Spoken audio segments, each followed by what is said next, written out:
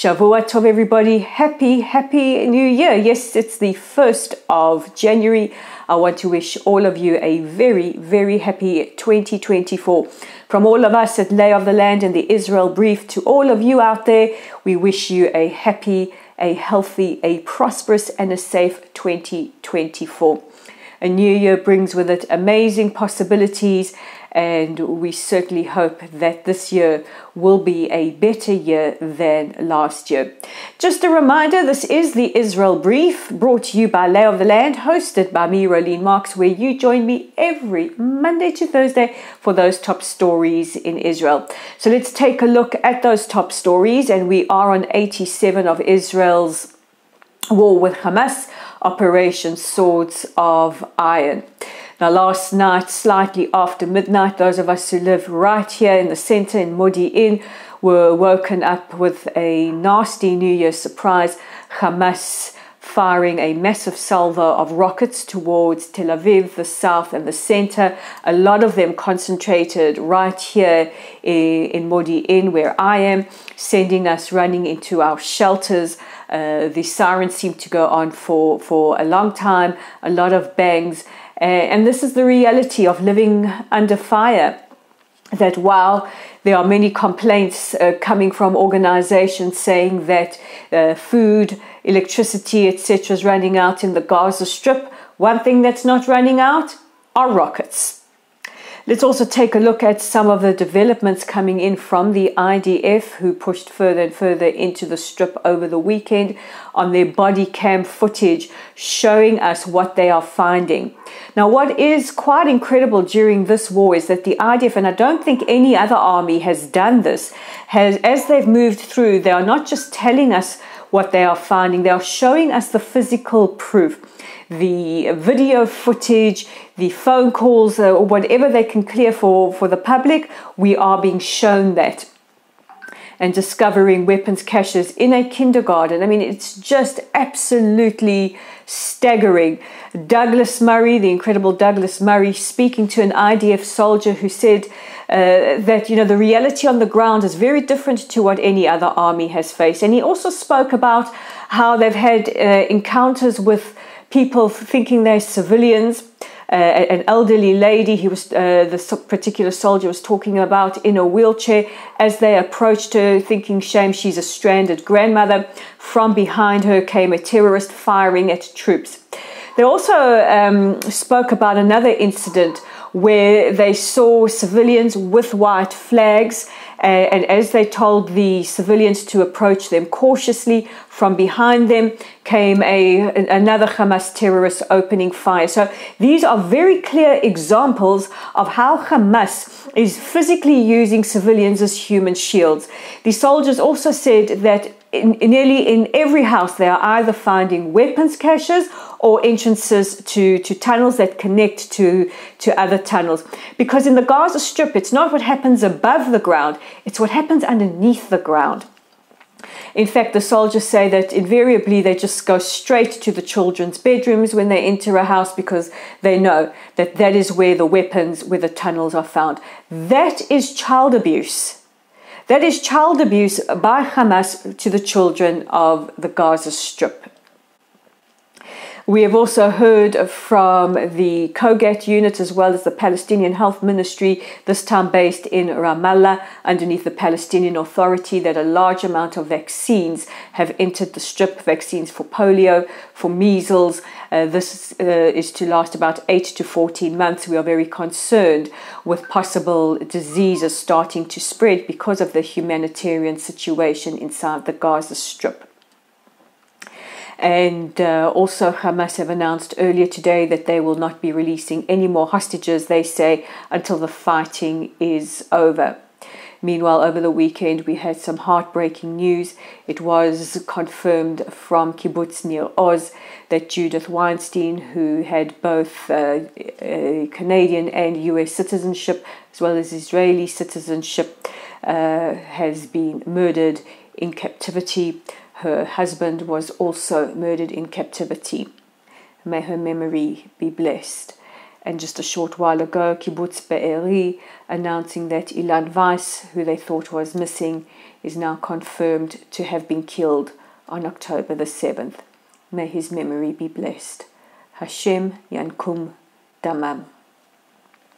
There's also been a significant uptick in the amount of exchange of fire on our northern border. Just a short while ago, we had rocket alerts in the north, in Matula and surrounds. Several unmanned aerial vehicles or drones have been shot down over the last couple of days.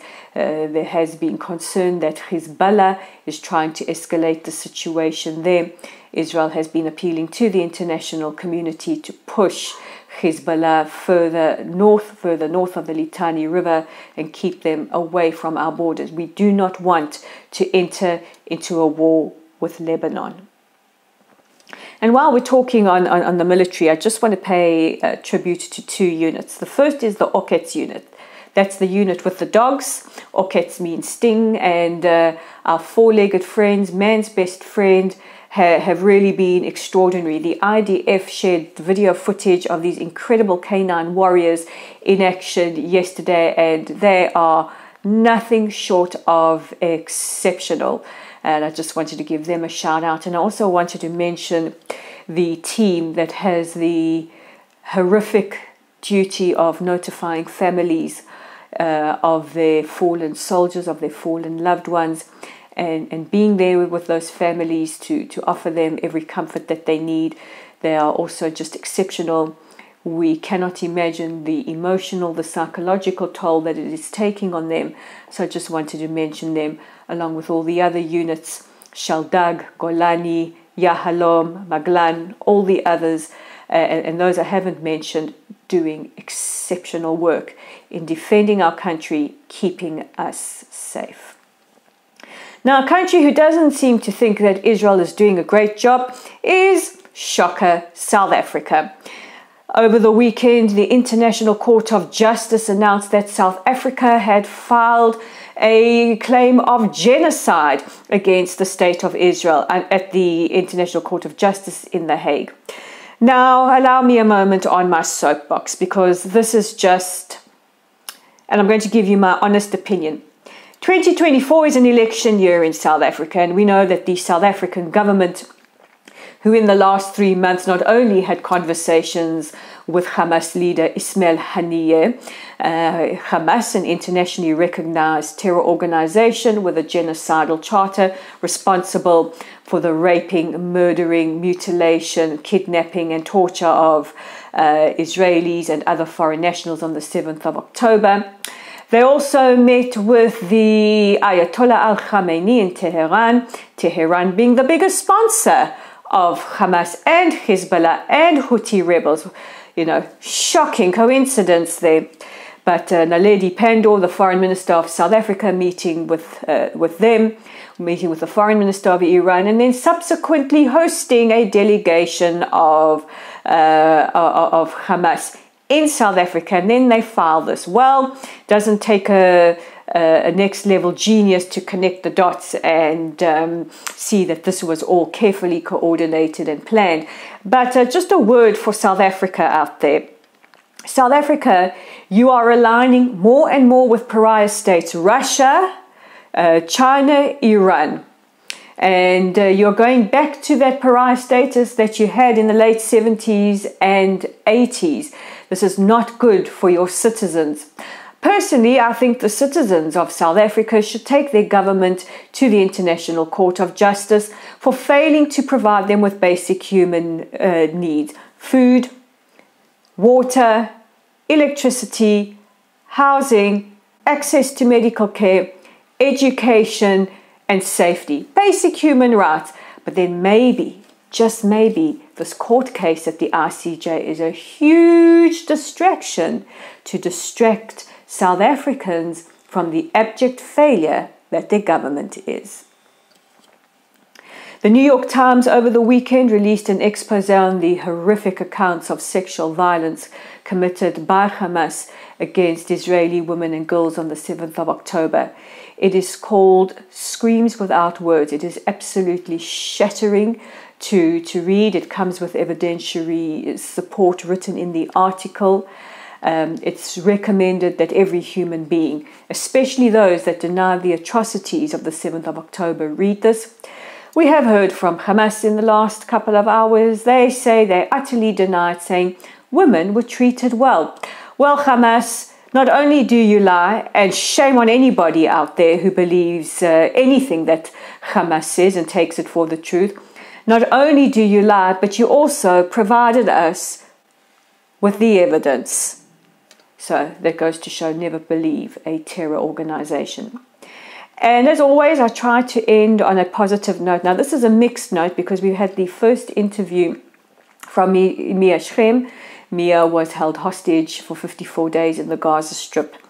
And if you haven't had the privilege of hearing her interview on Israeli television, I just want to pay tribute to Mia. Mia of extraordinary courage and bravery. Mia was held hostage. She talks about how she wasn't able to bathe for 54 days because she was scared of being raped, how her arm was operated on without anesthesia. If she cried or got upset, they threatened to put her into the tunnels. They eventually did put her into the tunnels. She was held with a family. She says that the citizens in Gaza are also complicit with Hamas. She says you can see the level of hate.